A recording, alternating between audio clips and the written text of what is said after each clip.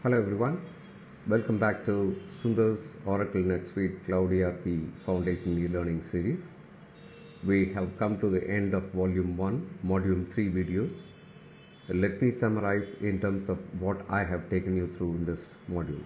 In this module, I have taken you through how to change the default password provided by NetSuite, and this has to be done the first time when you log into the NetSuite account. I have also taken you through how to set up NetSuite security questions.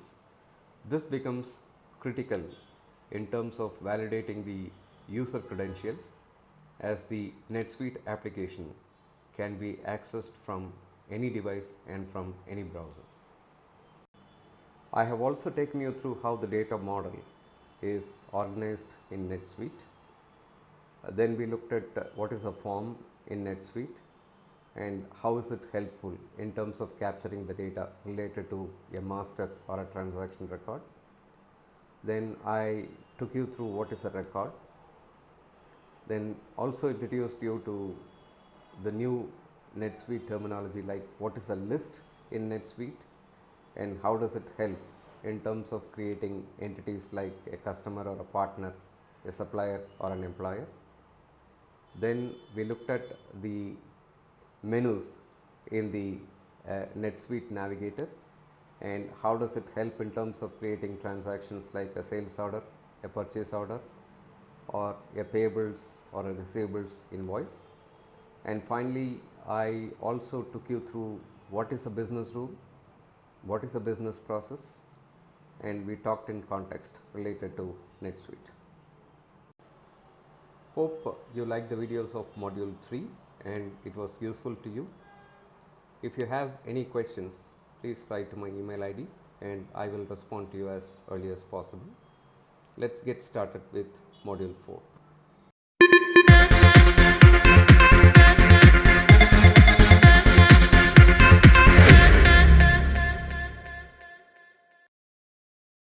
In this module, we will look at what is a NetSuite Navigation Center and what are the predefined centers available from NetSuite product for different roles.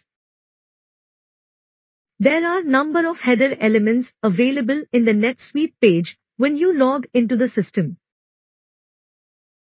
It is critical that we understand each and every element in the header area of NetSuite so that it becomes easier to navigate within the product. Then we will look at what is a row-based dashboard, portlet in NetSuite home page, and how they are associated with a navigation center relevant to that role. As NetSuite is a true web-based system and allows you to access the dashboard and portlet from any device, we also need to understand how NetSuite allows you to configure or personalize the dashboard layout. As part of navigation, we will also look at how to customize a portlet, audit the login credentials, set reminders for transaction activities or events, and access the recently visited records, along with bookmarking the frequently visited pages for quick and easy access. Then we will also look at how to use the global search and quick search engines effectively in NetSuite, and also go through the Help Center to understand the various help facilities available to learn more about the product and its features. What is a NetSuite Center? When a user logs into NetSuite, based on his role, NetSuite displays a set of tabbed pages called as Navigation Center. For example, in this slide, you can see the user logged in as administrator role and the related tabbed pages for this role highlighted in red color. NetSuite includes predefined standard centers with the product. This includes Classic Center used by the administrator role, Accounting Center used by the accounts department roles, Sales Center used by the sales managers and sales representative roles, Support Center by the support roles, and Project Center by the project managers and consultants role. These predefined centers linked to the role will have the default tabs, links, dashboard and portlets. User can be assigned to multiple roles in NetSuite. When the user changes the role, the user interface changes to a different center as mapped to that role. For users with the business needs that do not match the setup of the predefined centers, NetSuite allows you to customize the user interface, creating custom centers. Besides the pages and the links, it displays a dashboard and collection of portlets relevant to their job. Dashboard data is displayed in a variety of dynamic windows called portlets. NetSuite allows individual users to personalize their own dashboards and allows administrators to publish personalized dashboards to other users. Let us try to understand the different header area elements in a NetSuite page and their usage. When you double-click on Oracle NetSuite logo in any page, as we have seen earlier, a pop-up window opens with all the performance details from the client to the database tier level.